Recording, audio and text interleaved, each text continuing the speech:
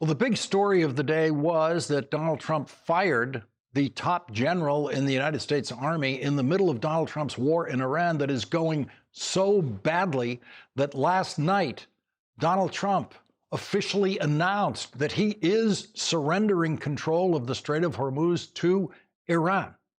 The top general of the United States Army served every day of World War II under two presidents. When firing the top general would have been seen as chaos in the war effort. Presidents who are winning and confidently winning wars do not fire the top general. But today, Donald Trump's utterly incompetent Secretary of Defense demanded the resignation of General Randy George from the position of Army Chief of Staff. And he has asked General George to then immediately retire from the United States Army. That was going to be the top story of the day until Donald Trump decided to fire his second choice for Attorney General, Pamela Bondi. And we must always remember she was the second choice.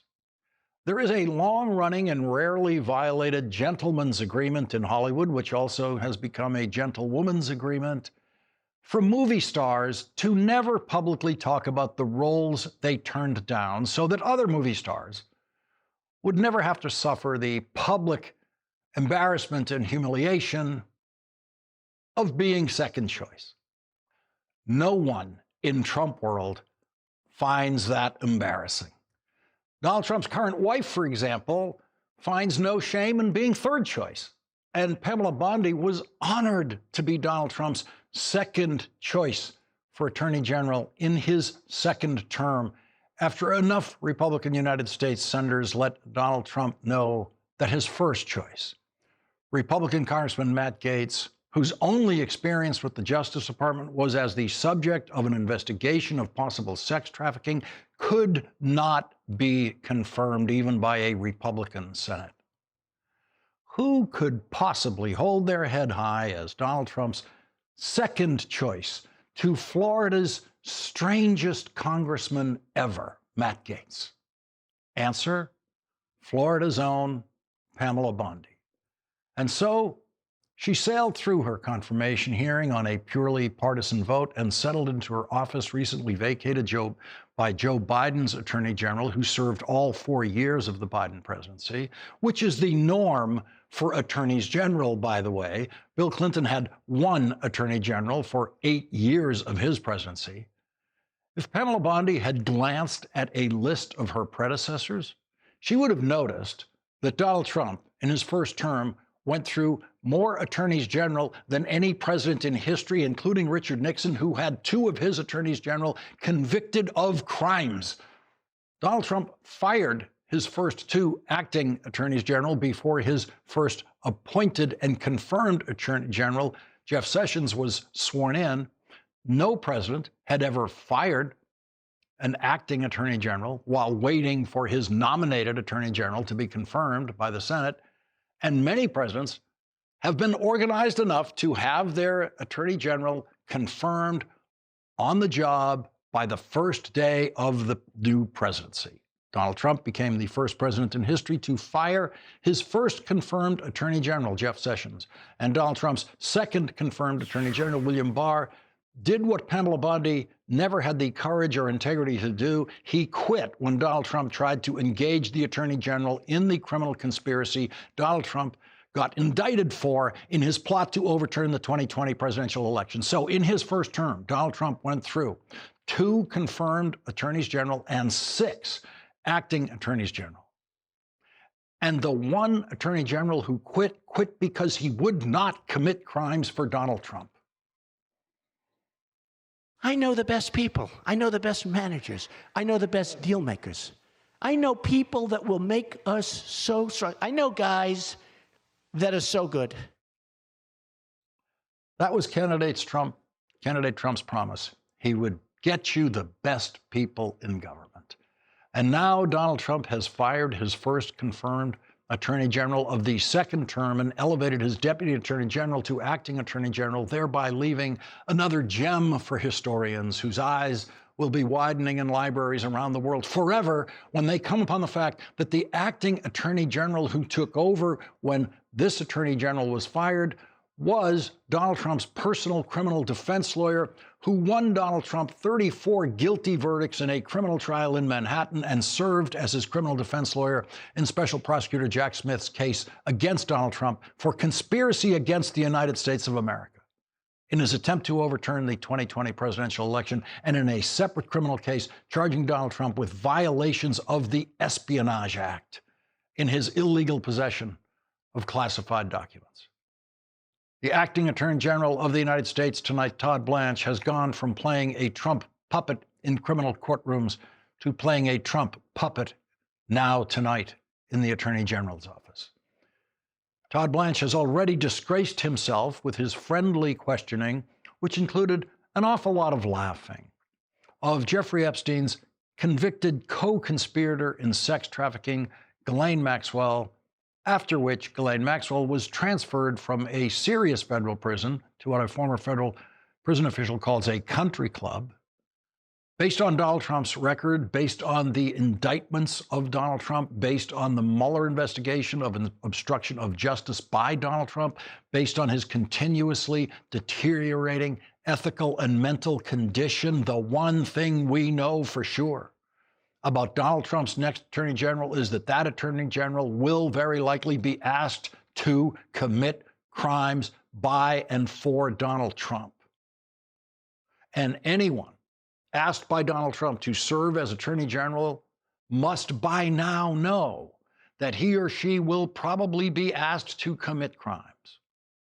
And so we are no doubt some weeks away from a Senate confirmation hearing in which our first guest tonight, Senator Sheldon Whitehouse, will be asking Donald Trump's nominee for Attorney General to promise under oath not to commit crimes for the President of the United States. And we know that nothing a Trump nominee says in a Senate confirmation hearing is ever reliable. And so we know the answer to that question will not be believable. Here is how Pamela Bondi knew for sure she was being fired. Yesterday, Donald Trump told the New York Times, quote, "Attorney General Pam Bondi is a wonderful person and she is doing a good job." That's what proved to Pam Bondi she was going to be fired. That was the response the New York Times got from Donald Trump yesterday when the New York Times was working on a story about Donald Trump then considering firing Pam Bondi. When the Attorney General found out that that was Donald Trump's response to the Times, the Attorney General and her staff could sense that her job was, quote, slipping away when Mr. Trump issued only a lukewarm statement when the New York Times requested comment on reporting that she was about to be removed. So if you're a Trump cabinet official and Donald Trump says you're a wonderful person and you're doing a good job, those are the code words for you will be fired tomorrow. Donald Trump achieved minor celebrity working at the bottom of the barrel in so-called reality TV, where his catchphrase was the worst thing you could hear in the workplace. You're fired. People's lives have actually been destroyed by those words in real life. But a sociopath might think that saying those words is entertaining. So Donald Trump fires his Attorney General today in a tweet in which he says, "Pam Bondi is a great American patriot and a loyal friend who faithfully served as my Attorney General over the past year." That was it. Just the past tense on the verb serve. That's how Donald Trump announces his firings. And the next sentence begins in utterly nonsensical Trumpian style, saying, "Pam did a tremendous job." And so your reward in Trump world for doing a tremendous job is to be fired. Or if you do the job the way Donald Trump hates, he will still publicly lie for you and say you did a tremendous job as he's firing you. That's his new second term style of firing. The only president in history who claimed he had the discerning eye in important relationships in the country that meant he would hire only the best people has fired more people than any president in history. Just 2 weeks ago, Donald Trump became the very first president in history to fire a Secretary of Homeland Security. Donald Trump has become more rhetorically generous in his firing of a confirmed Attorney General in his second term. Here's the way he did it the first time. on November 7th, 2018. We are pleased to announce that Matthew G. Whitaker, Chief of Staff to Attorney General Jeff Sessions at the Department of Justice, will become our new acting Attorney General of the United States. He will serve our country well. We thank Attorney General Jeff Sessions for his service and wish him well. A permanent replacement will be nominated at a later date. That was it. We're pleased to announce, not that Jeff Sessions is fired, we're pleased to announce we have a new Attorney General. Jeff Sessions did not get one of those "did a tremendous job" lines from Donald Trump in Jeff Sessions' frameable "you're fired" tweet. The Atlantic is reporting tonight that Donald Trump is considering other possible firings, including his FBI director, Kashyap Patel. The Atlantic reports Trump had been reluctant to get rid of any of his top lieutenants, viewing firings as a concession to the Democrats and the media. Even in the past few months, there had been an edict that no cabinet official would be removed prior to the midterms, though a series of dismissals were planned for after Election Day, but the president's declining support since he launched the Iran war has changed the political calculus. 17 days after she was confirmed, Pamela Bondi said this. This is something Donald Trump has talked about. The DOJ may be releasing the list of Jeffrey Epstein's clients. Will that really happen? It's sitting on my desk right now to review. That's been a directive by President Trump. Sitting on my desk right now. And then she spent the next year trying to prevent documents in the Epstein files from ever being made public. Pamela Bondi delivered the most incompetent and disgraceful testimony by an attorney general in congressional hearings in history, and she did it repeatedly. She had a set of wise guy replies written for her to aim at individual Democratic members of committees when they asked questions. But when she tried that with our first guest tonight, he literally left her speechless. Let me ask you something else. There's been public reporting that Jeffrey Epstein showed people photos of President Trump with half-naked young women. Do you know if the FBI found those photographs in their search of Jeffrey Epstein's safe or premises or otherwise? Have you seen any such thing? You know, Senator Whitehouse, you sit here and make salacious remarks, once again trying to slander President Trump left and right, when you're the one who was taking money from one of Epstein's closest confidants, I believe, I could be wrong, correct me, Reid Hoffman, who was with Jeffrey Epstein on multiple occasions. And the senator sitting right next to you tried to block the flight logs from being released. Yet you're grilling me on President Trump and some photograph with Epstein? Come on. The question is, did the FBI find those photographs that have been discussed publicly by a witness who claimed Jeffrey Epstein showed them to him? You don't know anything about that? Okay. Here's what we cut to something else. And so, Pamela Bondi, who began her tenure as Attorney General in the humiliation of being Donald Trump's second choice, ends that tenure tonight with the humiliation of being fired by Donald Trump. Leading off our discussion tonight is Democratic Senator Sheldon Whitehouse of Rhode Island, a member of the Senate Judiciary Committee. He's also a member of the Senate Finance Committee. Senator, thank you very much for joining us tonight. Will you miss Pam Bondi as a witness in your committee? No, and I don't think anybody's going to miss her. I think the MAGA folks were frustrated with her flaming incompetence in dealing with the Epstein files. I think federal judges are delighted to see her gone, whether they were appointed by Trump or Obama, it doesn't matter. And I think the department is breathing a sigh of relief when you're the Department of Justice and you're struggling to hire people, that is an unprecedented sign that something has gone badly, badly wrong in that department. With the jurisdiction that your committee has over her department and over the Attorney General personally, for that matter, in terms of testimony, if the Democrats win control of the Senate in November, what will change for the Trump Justice Department? Well, for starters, they'll have to start answering questions. We have piled up questions about why the Marshal Service won't investigate behind the utterer of a threat to a federal judge, about what happened to the $50,000 that the FBI reported was given to Tom Homan, about where the photograph is that was described in the testimony of Trump with half-naked young girls.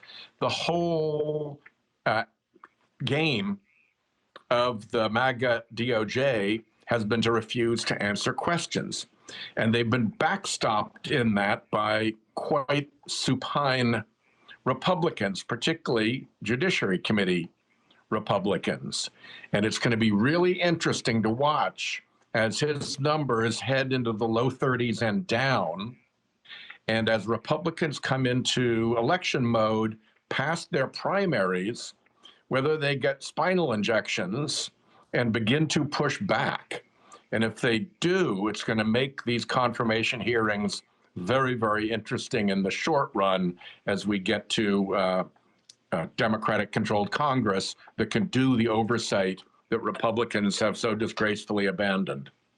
So you have a Senate confirmation hearing coming up for Attorney General. We don't know who the nominee is going to be yet. It might be Donald Trump's former criminal defense lawyer, Todd Blanche. It might be someone else. Surely that nominee will be asked to promise not to commit crimes for Donald Trump, or just will be asked, will you commit crimes for Donald Trump? It'll be phrased one way or the other. But I think it will be asked in an environment where the answer will be very hard for anyone to believe. It seems like the qualification for being Donald Trump's Attorney General in his mind is that you would be willing to commit crimes for him.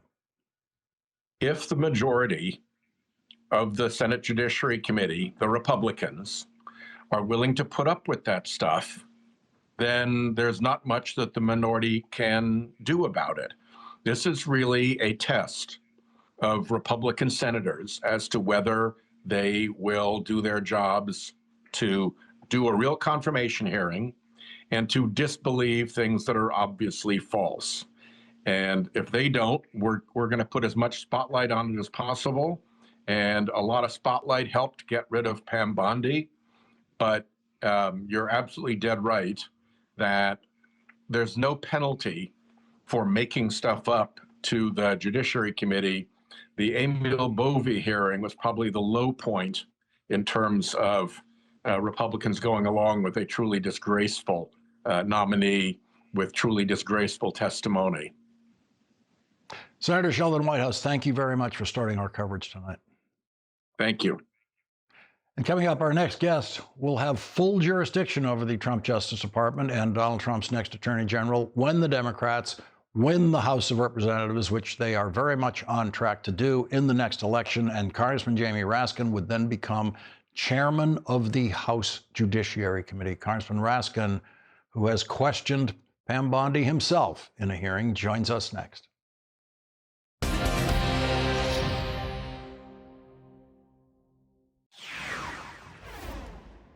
Pamela Bondi lasted 421 days as Donald Trump's Attorney General, the shortest tenure of the three attorneys general that Donald Trump was able to get through Senate confirmation. She got fired faster than Jeff Sessions in Donald Trump's first term, and so she set a new record for fastest firing of a Senate-confirmed Attorney General. And one of her final acts as Attorney General, Pamela Bondi approved a Justice Department legal opinion claiming that the Presidential Records Act is unconstitutional. In other words, she declared it legal for Donald Trump to steal classified documents when he left the presidency the first time and when he leaves the presidency next time. Today, our next guest, Congressman Jamie Raskin, the top-ranking Democrat in the House Judiciary Committee, said, today, President Trump has sacked Attorney General Pam Bondi, ending a tenure that will be remembered as a profound betrayal, not only of the Department of Justice, but of the American people the department exists to serve. With the Democrats on track to win control of the House of Representatives in November, Jamie Raskin will be the chairman of the House Judiciary Committee with full jurisdiction and subpoena power over the Trump Justice Department and the next Attorney General, and the investigative powers to find out what Pamela Bondi has been doing behind closed doors as Attorney General. You and the president nominated Eric Siebert, a 15-year career prosecutor, to be your U.S. Attorney for the Eastern District of Virginia. But after 5 months of investigating Letitia James and James Comey, he found no evidence to justify criminal charges. So you forced him out.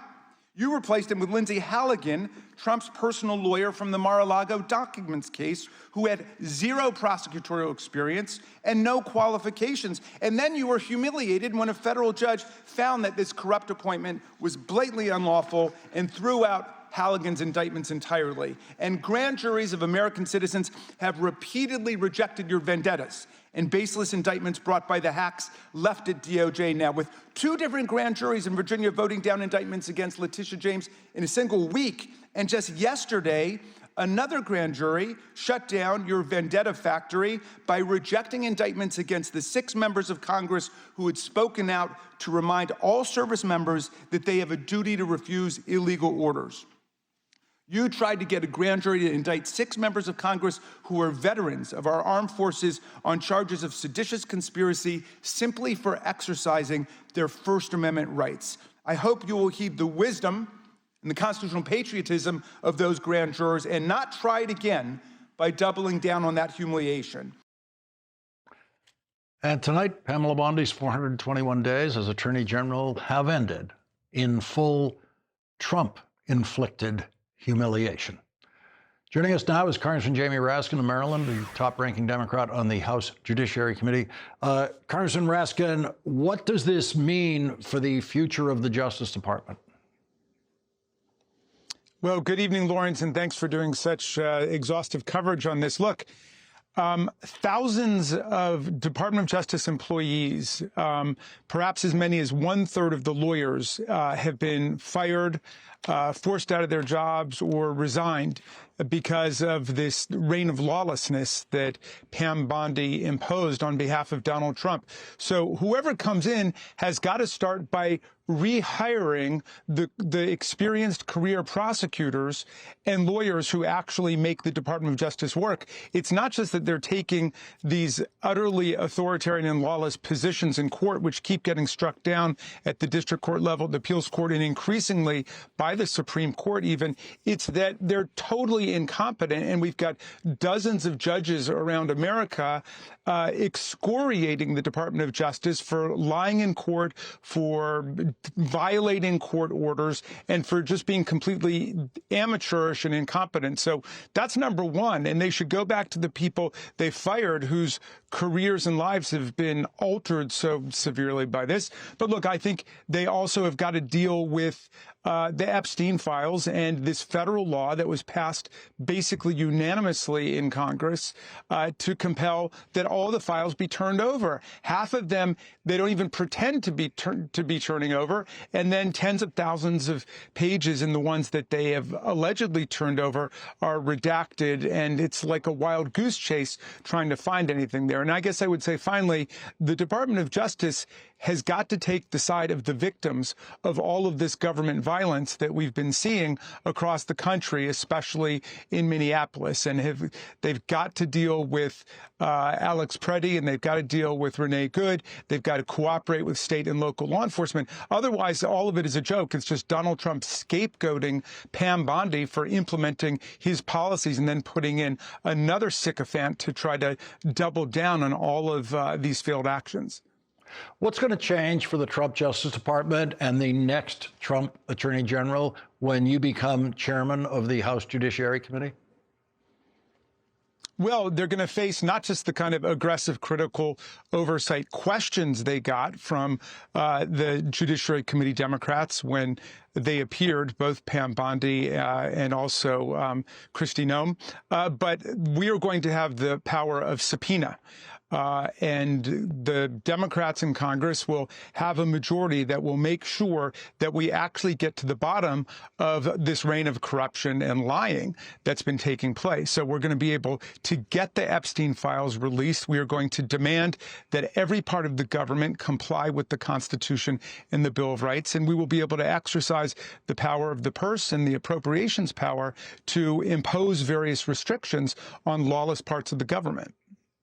The chances of Donald Trump's next attorney general being asked to commit a crime by Donald Trump for Donald Trump's benefit are very, very high. Would you be in a position to be able to police that from your chairmanship? Well, we will be doing our very best to rein in all of the lawlessness and the corruption and the criminality. We will go to the courts when we need to go to the courts, as we've been doing. We will be blowing the whistle on all of it. But, you know, until we take the White House back, we are going to be continuing to have to deal with what's taking place, which is an attempt to impose monarchical authoritarian style rule on the government. But we are going to continue fighting every single day to defend the freedom and the rights of the people and the rule of law. Congressman Jamie Raskin, thank you very much for joining us on this important coverage tonight. You bet, Lawrence. Coming up, Donald Trump's former criminal defense lawyer Todd Blanche is now his acting attorney general. Will Donald Trump try to get Todd Blanche confirmed as attorney general by the United States Senate? That's next with former federal prosecutor Andrew Weissmann.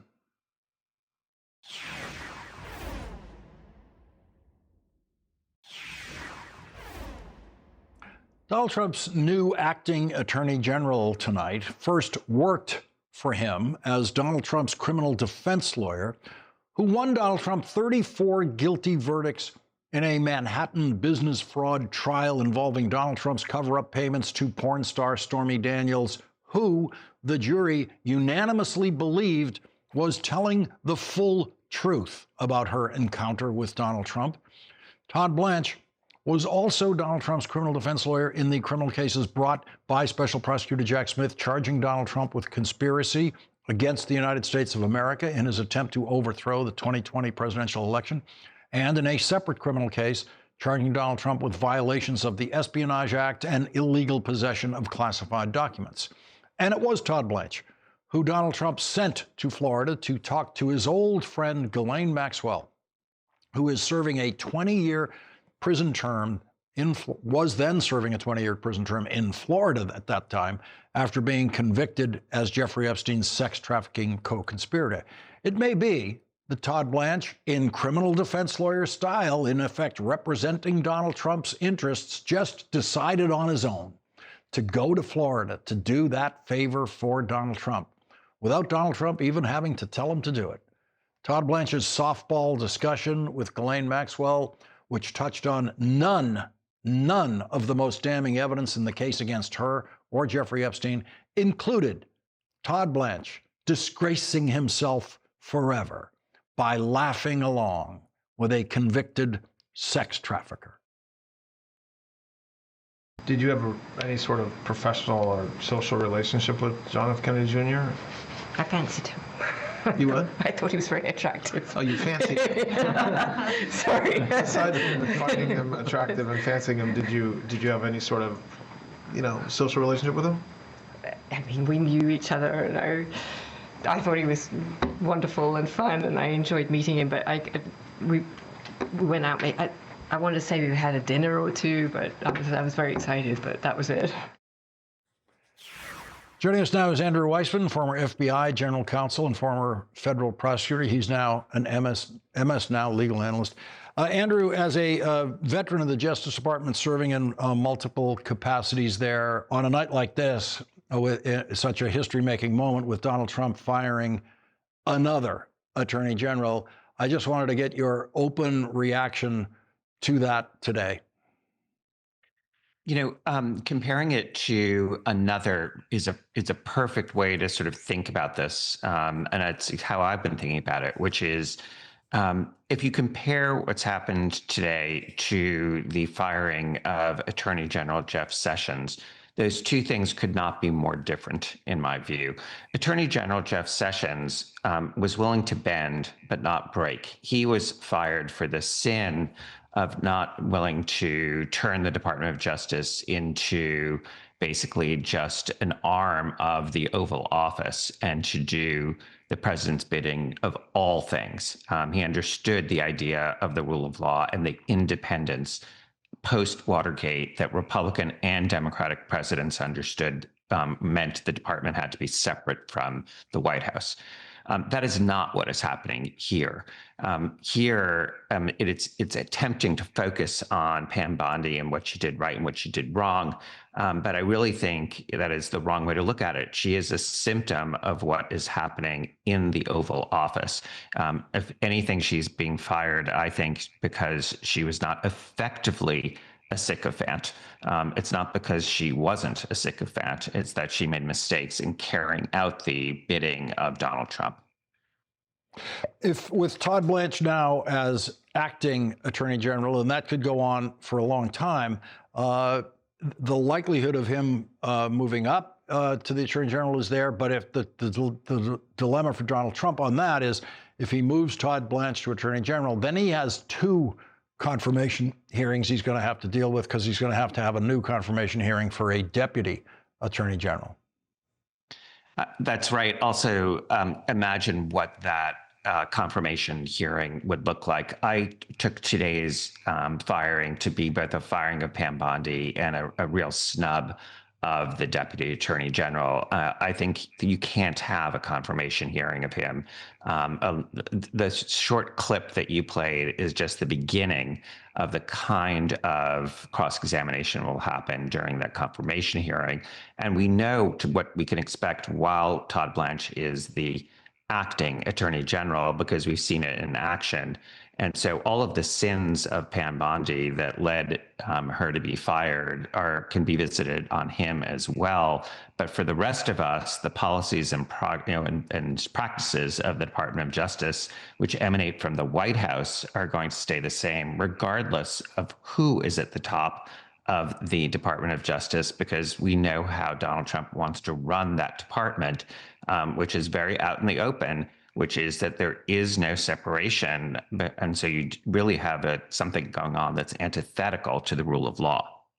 So when Jamie Raskin takes over the chairmanship of the House Judiciary Committee next year, which is all but certain according to current polling on the congressional election, might have a Democratic chair of the Senate Judiciary Committee, not sure. But just with that one chair in the House, how do you see that changing what would be happening inside the Justice Department with suddenly a chairman who has subpoena power and real jurisdiction over it? Well, yes, they can use their subpoena power. They can put spotlight on things because they can actually have hearings. But we've seen from Trump 1.0 that the administration is going to not respond. And so there can be sort of a protracted court cases, et cetera. That's not ideal.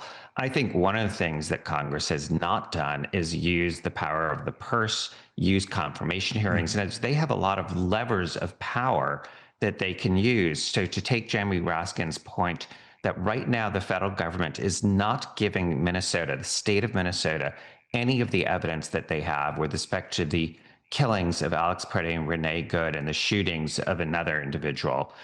That's something that they have a lot of ways to put pressure on the White House. Does the Department of Justice want funding? Yes. Well, they get their funding from Congress. And so there are lots of ways that they can slow things up and defund things or not fund in the future. All sorts, as you know well, obviously, Lawrence. And so this gives them a lot more power to make sure that we actually have 3 branches of government and not 2. Andrew Weissmann, thank you very much for joining us on this important story tonight. You're welcome. Coming up, our next guest says private citizen Pamela Bondi still has to respond to a subpoena and testify to his committee about the Epstein files. Congressman Maxwell Frost joins us next.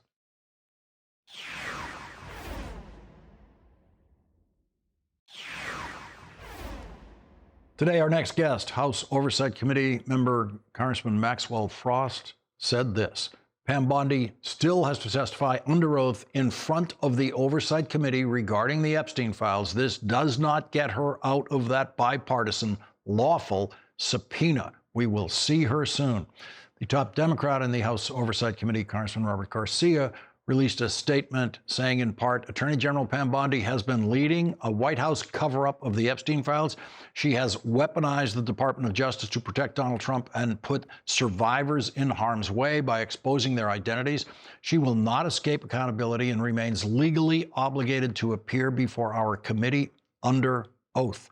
As for the Republican members of the Oversight Committee, Congresswoman Nancy Mace said this: Pam Bondi will soon leave her job as the Attorney General. My subpoena still stands. When the Oversight Committee moved to subpoena Bondi, I did it by name, not by or not as the sitting Attorney General of the United States released the Epstein files. Today, a spokesperson for the committee said, since Pam Bondi is no longer Attorney General, Chairman Comer will speak with Republican members and the Department of Justice about the status of the deposition subpoena and confer on next steps.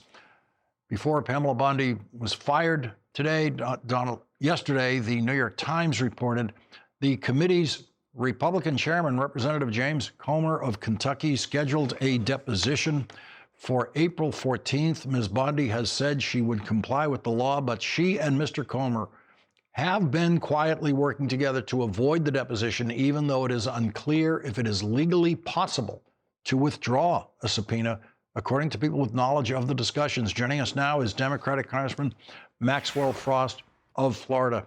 Congressman Frost, what was your first thought when you got the news? Where were you when you got the news today about the Bondi firing? And was your first thought, she still has to testify to our committee? Yeah, I'm actually in D.C. right now. My team is doing our retreat this week, so I was in the Library of Congress doing a session with my team when I got the news.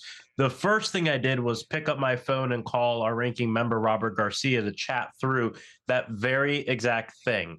Does this mean, or would this be something that would give her a reason to get out of the subpoena? And, quickly talking with both Robert, ranking member Garcia, the staff and the attorneys, we quickly were able to deduct that, no, this doesn't change anything. And it was important that we figure that out very quickly so we could ensure other members of the committee and the rest of the Democratic caucus and the entire country know that she still has to come and answer to us under oath in that deposition.